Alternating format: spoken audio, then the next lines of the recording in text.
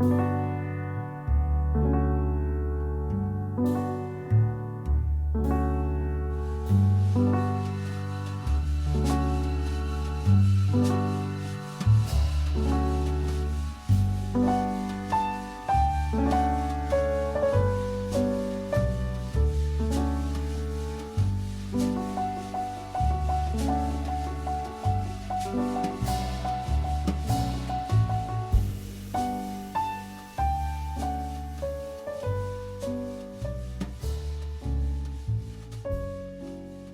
listening to Say the World, an international writing podcast.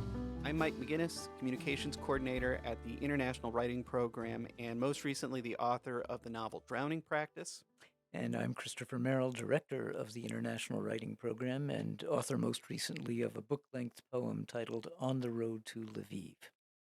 This week's interview subject is Soonest Nathaniel, who is a poet, spoken word artist, and journalist from Nigeria who has a beautiful voice, a wonderful performance style, and I think I heard him read the same two or three poems like four times in the course of his time here. He would read a number of others, but there was sort of a core set that regardless of the circumstance, we would tend to hear, and I never got tired of them. It was always interesting to hear how he would vary his performance for the room, for the situation.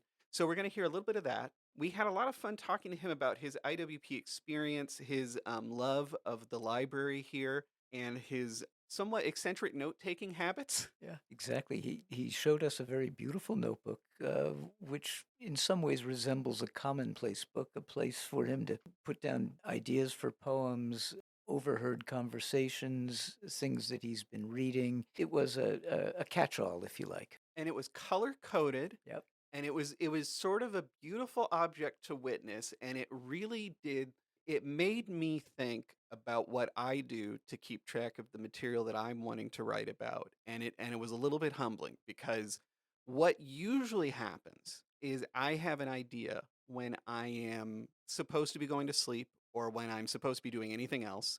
And for lack of a better system, I write myself a panicked email and I put in the subject line whatever I think is so important that I need to remember it later.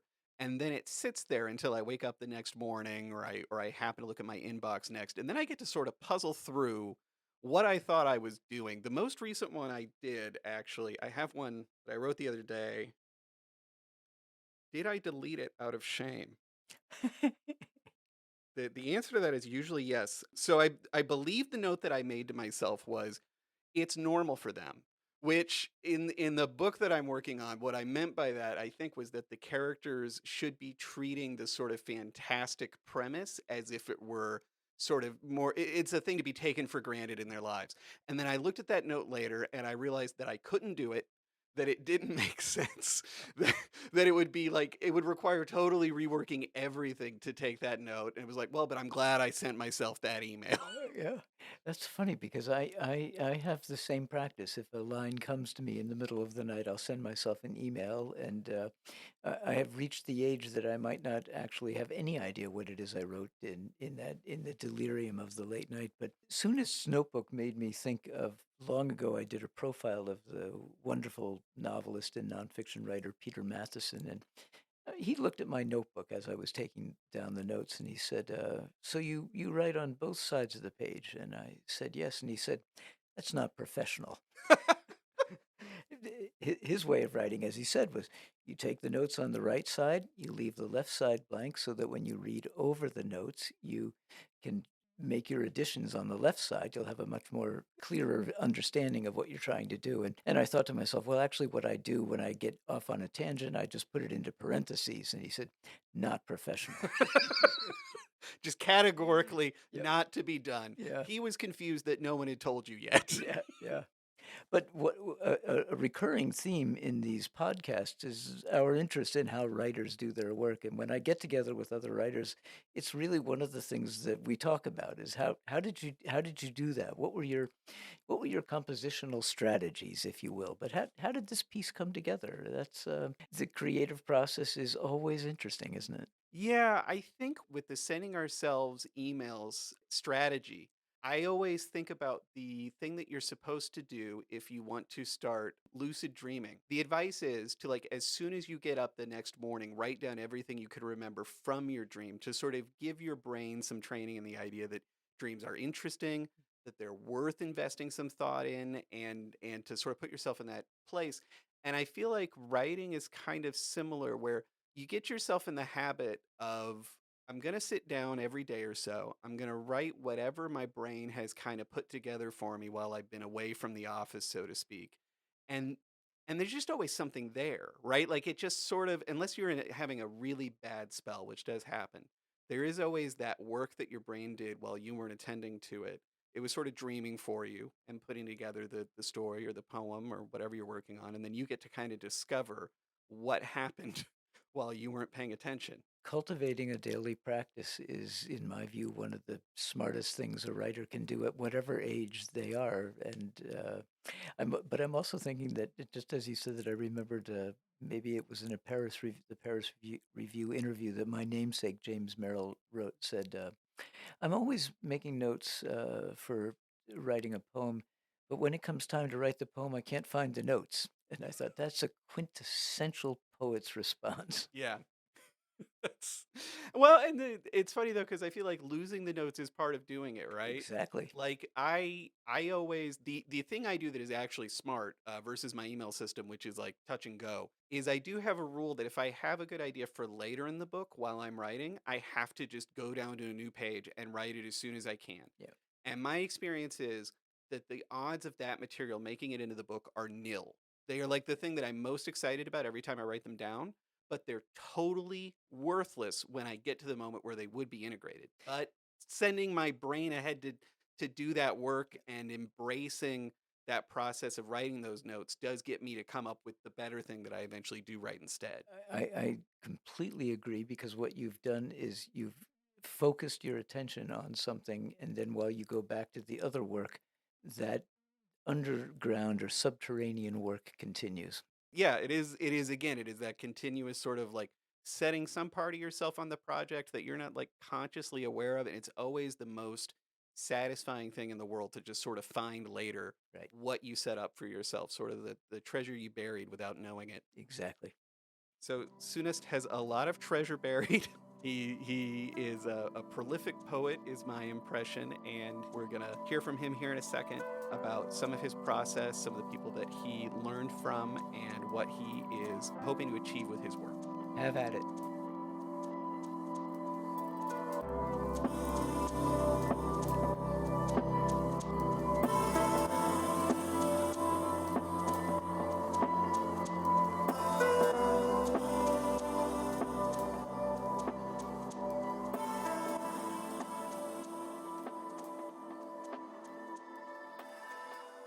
All right, I would start with Origin of Sin.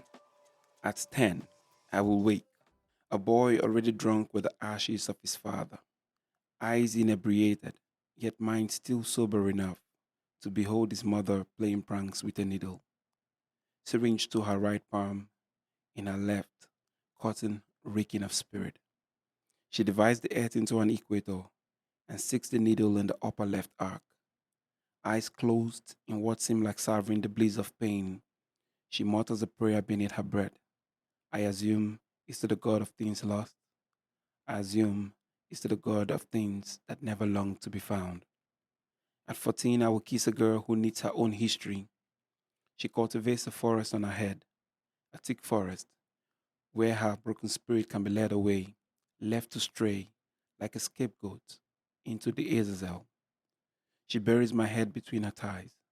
She wants that I would taste down there the essence of her father, a man who eats babies for lunch. She will have me weave her hair into one strong strand. There is a lone tree at the center of the forest she has cultivated. Her locks will serve as rope from which her soul will dangle to freedom. At 16, I will fail to take off my shoes at the door of the shrine house. I will fail to enter the front door of the votive temple with my back. I will enter the most holy place without knocking, only to behold behind the rendered veil the nakedness of God. She could have my eyes gouged out, but there is always another way to pay for crimes not committed. So at the heels of rags, I will leave my gown like a propitiation on the floor. I will burn my innocence upon her altar, and I will learn there is more than one meaning to life.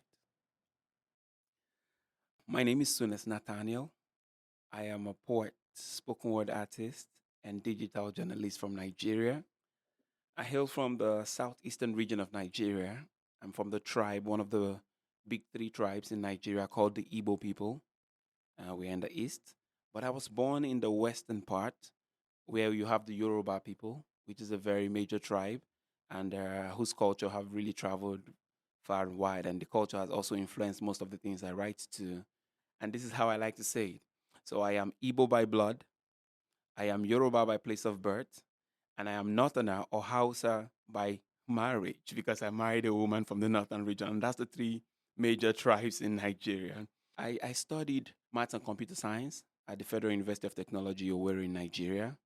But I think second year into that study, I realized, nah, nah, this is not me. I'm wasting time. But you see, I had already stayed home 3 years. And if I had left in my second year, it would mean I had wasted 5 years. At least that's what my mother said to me. You've stayed home waiting for school for 3 years.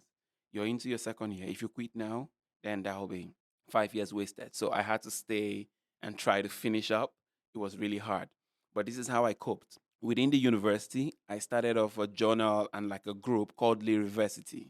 It was called Lyriversity because we thought of it as a school of the arts in a science and technology school. So that's what we did. So you love to dance, you love to sing, you love poetry, you love to write fiction, come together and let's form something. And it was something real big because before I left school, I won my first major prize, which was the Photo Writers Award by the Vice Chancellor of the university. It was the first inaugural one. And from there, I knew, hey, I think there might be something in what I'm writing that people like. But of course, the craft wasn't great at the time. And so, what I started to do was to study many of the writings I saw. It started from my mother, though, who, when my father wasn't there for a while, started to give us books. Some of these books she never read. She didn't even know they were poetry at the time. Maybe one or two. Eventually, she began to, say, "Oh, there was," because I know that the line. There's a famous line she has, which is, "There is no frigate like a book." It's one of her favorite lines, right? But she didn't. She couldn't really define that. Oh, it was fully poetry. And then she was just giving me and my siblings the books. And then here we are, just feasting on those things. And before you know it, they influenced my work because also coming from some of my faith background in the church where we go to, you have the hymns. So I find a correlation between the hymns and the poems in the rhythms and the rhymes. So I knew, oh, this is something beautiful, and I started using that. I like to say that the funny thing is when I started to do poetry majorly, it was because I couldn't talk to the girls. So I wanted to look for a fantastic way to say hello. And there's a way I scribble. If I bring out my book, I kind of do cursive writings. So I had cursive writings on poems with some rhymes, and everybody be like, wow, that is fantastic. I never knew that it was anything, though. I never knew it was anything until I got into school, and then the first, recognition came for it, and I'm like, whoa, there might be something I am doing that people like. But one thing happened in school, which I like to always say, what really brought me into the kind of poetry I do, which I have defined as African speculative realism, is that I was introduced to a speculative fiction, speculative poetry writer, and his name is Bruce Boston. In fact, he's one of the persons I want to see in the US on this trip. I really want to see Bruce Boston. He's about over 80 now, and he lives somewhere in Ocala, Florida, if I'm not mistaken. He wrote a poem titled "I Build Engines." Believe me, I studied that poem for at least 4 years. One piece for at least 4 years.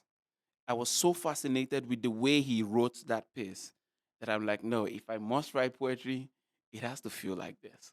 It's not just the normal way we just write poetry. It's speculative fiction and poetry like to bring in things that are almost unbelievable, almost out of this world. But he makes it feel that way that you can still connect with it. Sadly, what I was looking for when I was studying this poem was to find the meaning. What was he trying to say with all these metaphors? And then you will not believe that in 5 years, all I could get from his first line, I build engines from the lines of battles, regardless how they are drawn. The only thing I learned was that regardless the circumstances, regardless the challenges, I'll do something great out of it. That was all I got. I mean, it's crazy because for 5 years I was trying to study everything, trying to find out what was he saying, and that was all I got. And since then, he was the one who gave a blog for my first book. Oh, wow, that's awesome. He gave a blog for my first book, and sadly, I've not been able to even give him the book myself. At the time, there was no way I could send it to the US. I was way younger. I didn't know many things how to go around that. So it's Sure. one of those things I really wanted to go now and give him and say thank you very much. You really set me on the spot. I'm grateful. Soonest, you describe yourself as both a poet and a spoken word artist, and I'm intrigued by what you imagine the relationship between your own poems and your spoken word performances. How do they shape each other, if they do? They do shape each other, and this is how it works for me. Initially, I would only go for performance, and when it comes to performance, you're only looking for the applause, the cheers. You're looking for things that are always very catchy, punchy, punchlines, puns, But this is where I try to now change what I do when it comes to spoken word and poetry. I first go back to the page and write in proper craft, metaphors, and all the things that makes poetry tick. And because I already had a little edge when it comes to performing, if I write it very beautifully well on the page, I'm able to, translate that to performances. Because I realized that some of the things earlier on I was writing, after I have performed, when people read them on the page, they'd be like, "What are you doing, man?" Because it's trash. It's just beautiful because you know how to use the word. It's not qualitative. People cannot sit with it and then take it in. But in the performance, you are putting all the show. So the people are lost in the things and the way you're gesticulating and the way you're saying stuff that they are not really paying total attention to the words. But now, when they go back to the work, I want them to not just live with what I've given them on the stage. I want them to go back and realize, oh, there are so many things we did not even hear on the stage. So somebody can think like this, which is what some of my great poets have done. I mean, I was saying to Chris earlier on that I read a piece of his and he says, hey, there is no sugar in paradise. I mean, that is so, think about it. In the way we even think about it in faith, we don't think about sugar and paradise. But it now makes sense because when you know that, oh, maybe in a place of abundance, oh, I could, and like he explained it to me, in a place of abundance, I couldn't find this, I couldn't find that. Sometimes it's not always happy or rosy when even somebody's wealthy, right? So many meanings can come into that one line. First, I've given you the literal meaning of, oh, in a place where there's plenty, I couldn't find sugar. It's also in a place where there's so much abundance, I couldn't find happiness. So many things that come in just one line. And that's what I want to do with the work. I want you to look at that one line and maybe be stuck in that one line for 2 years. You've mentioned Bruce Boston as a Yes. possible influence. Influence. What other poets were you thinking about when you were trying to learn your craft as a poet, which would be perhaps juxtaposed to what you were doing in performances? I would go back home first. Let me start from the home. In Nigeria, many people would say, yes, we practically worship Wole Soyinka. So I really never call Wole Soyinka part of my influences. We practically, I mean, I think the guy wakes up in the morning and worships himself. So, so we should just practically worship him and just say, oh, yes, that was, and he is so fantastic. In fact, when you're growing up, they want to compare you and say, I say, no, no, no, no, no, no, don't bother. Soyinka is on his own. I am just one boy trying to do something. He's a different breed. But when it comes to poetry in Nigeria, the person who really influences me, there are two persons. Sadly, both of them are dead. The first person is Christopher Okigbo. Christopher Okigbo is so powerful. And I think what I found in his poetry was the spiritual connections in his work. There is something down to earth, and spiritual not necessarily had to do with, in fact, it was all religions, not even just Christianity, even though he was trained as a Christian, but he had infusion of tradition, he had infusion of Western culture in his work, and that was very early. And he was so passionate a poet that when the Biafra War broke, Okigbo carried a gun and he died in 87, in 67, so early in the war. He carried a gun to be on the side of the Biafra. That's the kind of person he was. He was larger than life. That the guy was larger than life in itself, and very influential. Very short books, small collection, but so powerful. So powerful. Then the next person is Esiaba Irobi. Isiaba Irobi is a playwright, a poet, and a novelist too. And he wrote that his last work that was a major work was The Cemetery Road. a collection of a collection. And the reason I love Isiaba is how much he infuses poetry into the play, into the drama. So you go into Isiaba's work looking just to see conversations alone, but you realize everything you're reading is just too poetic. And then the extra thing he does is what I like, and it connects to what Ginsberg does, or Ginsberg, I hope that's the way they pronounce it, Allen Ginsberg does, is there's a freedom, especially when he's now writing his poetry, there's a freedom in which he operates. I mean, some of us, we did not use the F word in our poems until God knows how we were very old, because it was a taboo to use the F word where I come from. But people like Isiaba had already started, they could use the word, they could play with it, but use it in a very good way, such that you rethink what the word even means in a sense. You go to the Ewe poets in Ghana, but their poetry also goes towards idioms. You know, it goes towards the African folklore, parables, and all that. And they were very influential at their time, because it was not just what the whole world was writing. You know, they were writing from their roots, they were writing from their heart, they were writing their own story. And that's what I wanted to do when I started, honing my craft. And I did it myself. Usually, we didn't really have mentors per se. So Bruce Boston was mentoring me via Facebook. He would give his feedback on one or two works, and then tell me one or two things, basically that kind of thing. I think my first workshop for poetry came in 2011, between 2011 and 2014. Within that period, it was the writers' workshop in River State. River State is in Nigeria. It's the oil-rich region in Nigeria, and so that was where Obari Gomba taught me the rudiments of free verse. I used to be a rhyming poet. In fact, you would still see in some of my work the whole trying to rhyme, but trying not to force it.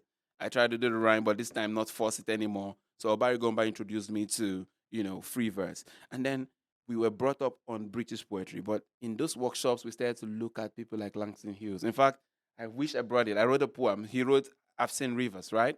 And I wrote a poem said, I've seen faces, in which in the end it says, I've seen all these faces, sadly I've not seen mine. That's the way I ended that poem. So that was one of the things he made us do. He made us model the first poems we were writing after, poets like that, just to bring us into free verse. As you grow older, you start to look for your structures. Of course, not everybody can do the cantos. There are people who can really go to those forms. That's their way of writing it. But there's a freedom in which, again, I like to go back to the fact that the first thing I did when I came here was to haul at the moon. Allen Ginsberg was the first thing I did at the bank of the Iowa River, and I'm building a poem around that, in which I say, hey, I was there, and then the moon, I could see his face, and he's saying to me, come. I'm trying to write a poem like that. There's a lot of, in fact, why am I even speaking? I wrote all the guys I want to see here and read. Yeah. So Lord Weary's Castle, Age of Anxiety, I have a reading list, trust me. I have a big list. The Stranger Inside, Conquest, that's Archibald MacLeish. You have them. You have, Melwin is here. I came for reading, actually. That's one of the major reasons I came here. For listeners, what you just heard is not remotely representative of the extensiveness of the list that I just saw in Soonest's hand. Uh, there's so many names and books on that, and I Many know pages. yeah, written longhand carefully, but better than I can write. And I know because you've talked about that in every conversation that I've been a part of where you were present. You've been talking about the reading. And I mean, for me, that's one of the really fun things about folks coming here, seeing the university library. We have this incredible good fortune of, on the one hand, there's the many libraries that the university has, especially the main library. And then there is on top of that, the Iowa City Public Library, each within like literally 10 minutes of the place where you're staying. It is easy to forget how incredibly rich that is as a resource. And you, in your engagement with it, have made it impossible to forget that because you're just so excited. It's infectious. It's too beautiful. I have in my bag just two books I borrowed. The third one is still in the house. This is Where would I have seen polished poetry? That's the point. I mean, this is Miller's right in my hand somewhere. I wouldn't have found this is collection of post-war polished poetry. It's not something I would walk into any shop back there in Nigeria, Lagos, or Abuja and see it. So when I said I was coming to read, I knew I knew the reasons. And the point is, this is the only way I can get new metaphors. It is only in reading. So when I read, I write in my new metaphors here. So that is part of my craft. In reading, some of the lines I see are tweaked into something new that they become my own metaphor. So it's one of those things I do. Some lines are so beautiful, they bring up new thoughts in your head. You write them. So I'm always reading because that is where the metaphors will be.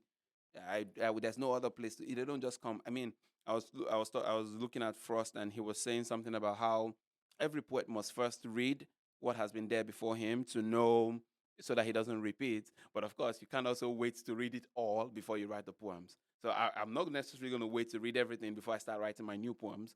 But I would always start off with that reading to inform whatever else I'm endeavoring to get into. For the listener, this is an unusually visual interview.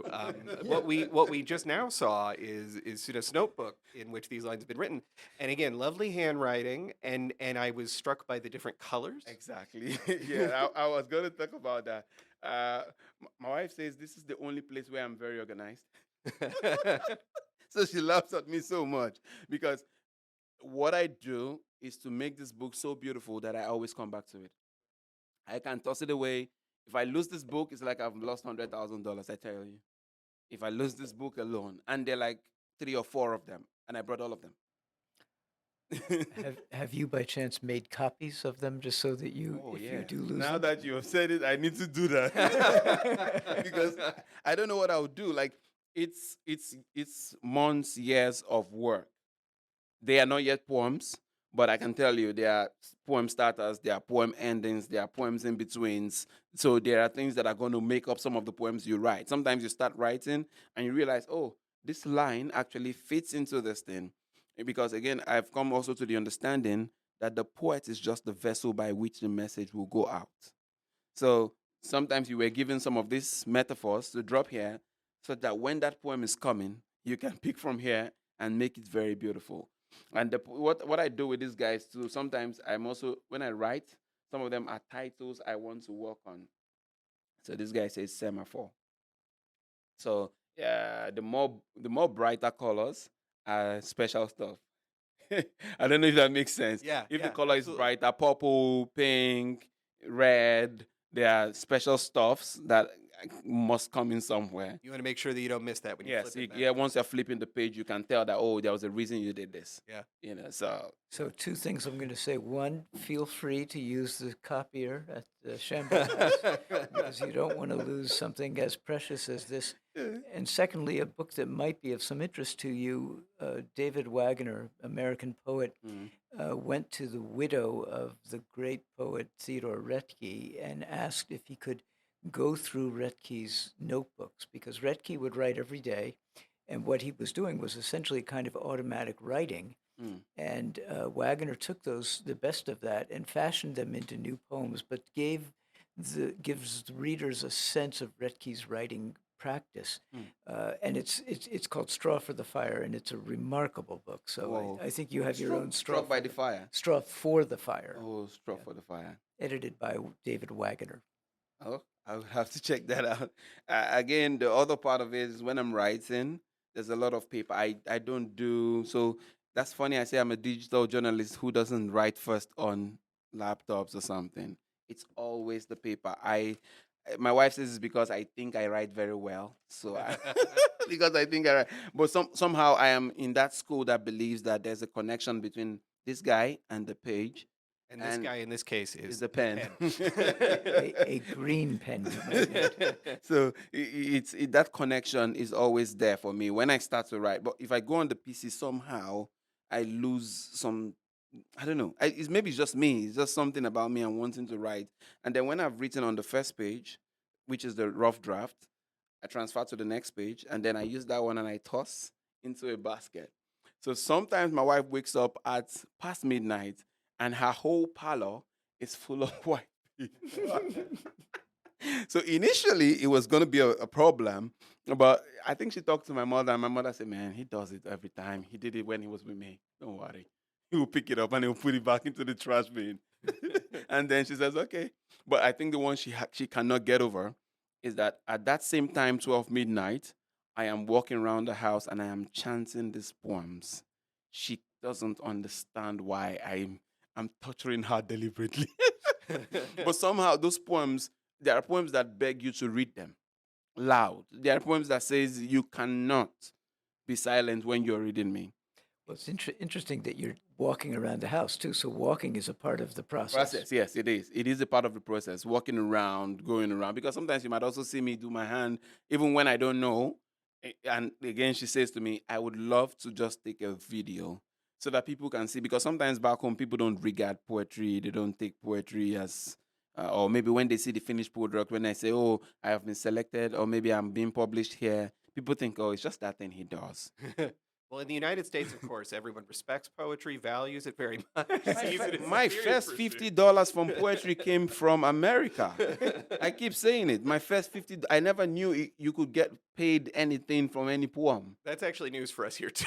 That's where I got that's my first dollar. Like my first $50 was from Rattle. I can't forget. Rattle Poetry paid Yeah. me for one piece. And I'm like, whoa, seriously? But of course, you need to see that after that acceptance, I need to show you my submittable and see how many more rejections. And sometimes I showed it online and people be like, how did you continue writing? Yeah. We're talking over 300 rejections. We're talking, but for one green, every other guy did not matter to me. So how do you answer that question? And how in the face of a lot of rejection do you keep going? Two things. One, I'm not writing for money. Two, I'm also not writing. I don't set out writing to believe that everybody will accept it. Because sometimes also when you're rejected, you must know that you have to go back to the work. So you must take it as something that will correct you. Sometimes your work is good, it's fine, but it's not for the audience. It's not for that page. It's not for that paper. Sometimes you're not writing to a prompt, you're not writing to the team. So you must understand it. It's in getting this understanding. And then some people get sent over 1,000 poems. How do you want one editor or two to go through 1,000 poems and sometimes they're just looking at the first 2 lines, 3 lines, and they're saying, "Hey, it's not going to work for me."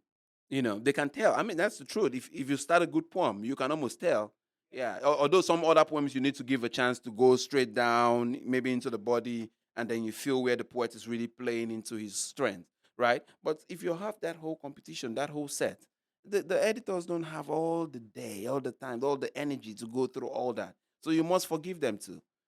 So in understanding that, I forgive myself too, because earlier on I used to beat myself like you're a failure. You're writing terrible poetry. But of course, you grow out of it also with time because you are not in competition with anybody. You're just writing these things that came to you first. So you want to get better. So take every of those negatives as a reason to go back, send again. Of course, I met a friend who says for every one submission rejected, he sends 10. That is his reply. When he gets one negative, he's sending 10 of them. And then you realize that after this, you get one that, changes everything. Just one acceptance that changes everything. We have a research assistant for this podcast, which he does a great job, and I want to give credit for this question because it was asked in such an interesting way. The research assistant's name is Derek Egranotero, and the question was, "What does it mean to be a working artist to you, and what kind of work is poetry?" And that second part was the question that what kind of work is poetry? Whoa. Okay. Again, I think I might survive this question. It's a very tricky one, but I think I might survive it in the sense that I have recently, I said to them that I have decided that I want to serve forever in the temple of language. That is what I think poetry is: service in the temple of language. By this, I mean making people see the world differently with my work. To be the working poet is to continually hone your craft, regardless what age, regardless where you've attained. Blend also with the times to understand what the immediate audience, will be able to engage with. I don't agree, like people like Okibo, that I need to take up the gun. Every poem is political, but it's not in the poet's place to enforce them. It's not in the poet's place to say, you must do this. So the poet is just to bring it there, to say, hey, this option is also available. This is also on the table. You want to consider it? And sometimes, even if you're not a person who just sends message, you might just want to say, hey, you can laugh. You talk about serving in the temple of language. You're the son of a preacher. Yeah. You've spoken about the importance of faith. Could Hmm. you talk about the connection between poetry and faith? Thank you very much. That question is very important to me too, because my background in faith is very key. And so that's why I always say that my poems, I like them to go towards Psalms, towards prophecy, towards parables, towards folklore, those kind of things. Faith is very key to where I write from. But what I do is different from what my father does. My father's going for a straight ideology and preaching it to you. But I'm saying, decide for yourself. Do as thou will. But you would find in my works that I'm also still trying to make this world perhaps a little better. I'm trying in my own little way because that's exactly what my father thinks he's doing also with his sermons, right? He wants to make it a better place. He feels there's something better than what we already have. Oh, there's this great thing that has to happen, right? But I'm saying, yes, all that, I believe what you are doing. I believe what this man is doing. I believe what that other person is doing. But I think we can just choose a part. It doesn't have to be one part for everybody, but let's choose to do it rightly. Let's choose to do it beautifully. Let's choose to live peacefully. Let's choose, I mean, all the themes of love. Let's choose love. Let's choose love against violence. All those things, all the themes that, I play around faith come into my poetry, especially when it comes to if I'm trying to teach with the work, if I'm trying to teach equality with the work, if I'm trying to preach justice with the work, the way they will preach justice in the church is not the way my poems will preach it or speak about it. I'm going to use beautiful language so that when it gets into you, and that's why beautiful language is important, when it sinks in, the person can never stay the same. That is the problem with language. The moment the person takes it in, absorbs it well, you can never, it starts to work a kind of magic in your system that you can't stay, you can't stay the way you were before because it's a new insight. It's something that you get so excited about.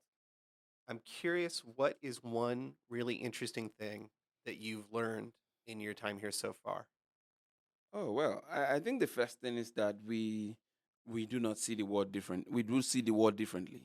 Where we come from, we're from various places. In fact, it reinforces why you need to be more open to new things because the world from there are certain things that we do back home that you realize, oh, it's going to be an issue. For instance, I've learned there's a way I would lift my voice, Uh and it's a problem. huh. Yeah, some people have almost cried. They thought I was angry. Yeah, But again, that is how we speak when we are excited back home, right. especially if maybe we're drinking and then we're having a, so we try to elevate to show that hey, we are very hyped and happy. But some people be like, whoa, he's shouting. And I'm like, no, no, I don't mean it that way. It's not, that's not what was intended, Yeah, yeah, So you need it begins to tell you, hey, there are things you need to just, accept, understand people, and then meet people at that place. That's almost like a halfway kind of. yeah. Meet them and understand that this is where their understanding of where you come from and where your own understanding of them, meets. In the US, though, when it comes to the study of what I've experienced here in the US, there's a certain level of independence that I love. In fact, for the first time, and I'm proud to say it, it's very funny. I put my money into the machine at Target, and I'm asking, dude, you had better not keep my $100, man. Give me my change. Because of course we don't have such machines. I mean, I've not seen or used it back home where I would just go to the machine and pay for what I have bought, and Yeah, then I've not. I mean, yeah. I mean, so but everybody just goes, does their thing, and they move. Nobody's waiting for anybody. Back home, you would go to somebody and say, okay, this is what I bought. This is what I bought. The person calculates, gives you your change, and then you guys might have a conversation for another 10 minutes. But I also did it. I made sure I went to the lady who was there, and then I'm like, okay, this time around, I'm not using the machine. Let's have a conversation. Let's have a conversation. I've missed the fact that you can say, oh, where are you from? Or, things like that. I yeah, missed that too. So it's a fair balance too if you have that. Of course, they kept one person there because they know some people will not be able to use the machine, right, which is very beautiful because they know, no, not everybody can just go and use the machine. right. So, Well, and that Target is an extreme case. Like, if you get the Hy-Vee, for example, that's, mm, like really close to my house. they have self checkout, but they also have the cashiers. Like Yeah, we I'd were say at the it's about Hy-Vee. half I and think I half. saw that. We were Yeah, at the Hy-Vee, yes. but that Target is like stressful for me because you go there and there's that bank of self checkout things, and there's this one person watching you, and they don't say anything. Mm-mm. Not unless you need help. They just kind of look on you, and you're like, I hope they're not judging me for how I'm handling. So this initially, I robot." felt like that the first day, but I'm like, okay, yes, I forgive myself. I can't make mistakes. Come on, I'm human after all. I've not seen it.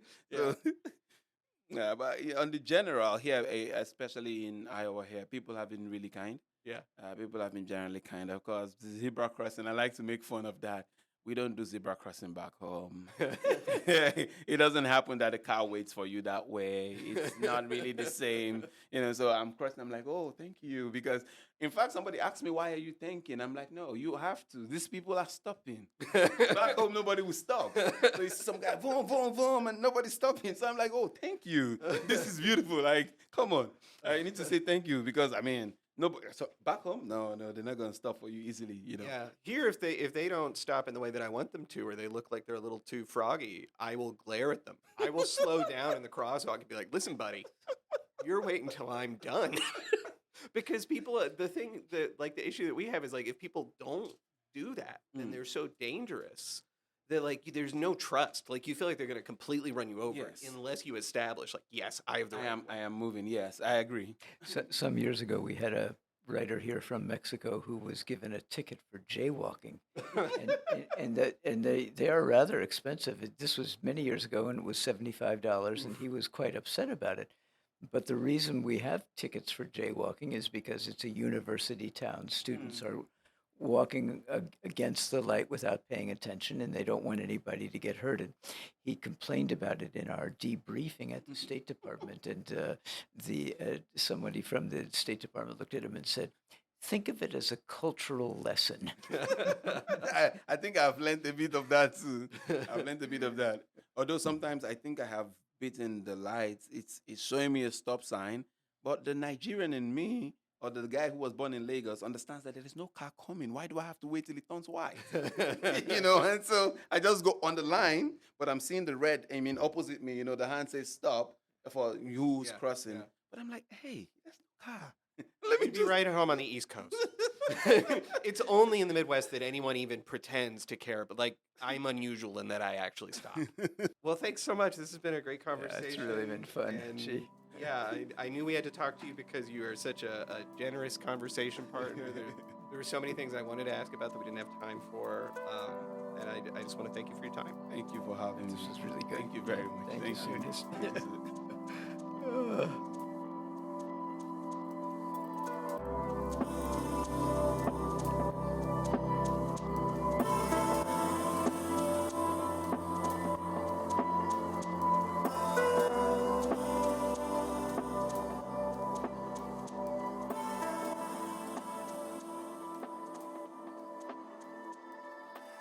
I was born by a woman who sits like a man, her legs wide open without fear for what the prime world will see.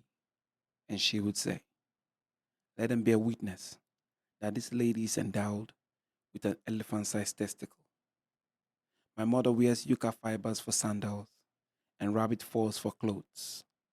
Her neck is adorned with shells, stones, bones, and dried berries. And she would say, dead memories too are ornaments. On certain days, she would place me on her thighs, and with affection in her eyes, she would say, boy, big ships drown in pools, ponds, and puddles. Son, it doesn't take a penis to impregnate a woman. So at the school of her lap, I learned to castrate my faith in fear. At the school of her lap, I learned to castrate my lust in faith to fertilize the womb of barren dreams. And last night I heard her say, the open road never leads to death. It leads to a lake full of laughter.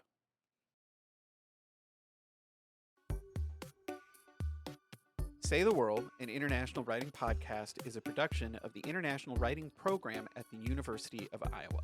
IWP programming is primarily funded by the University of Iowa and the Bureau of Educational and Cultural Affairs at the U.S. Department of State, with additional funding provided by organizations like the Doris Duke Foundation, as well as donors like you. If you'd like to donate to the IWP, go to bit.ly/IWP-support. Links to further information and additional credits for this episode are in the show notes.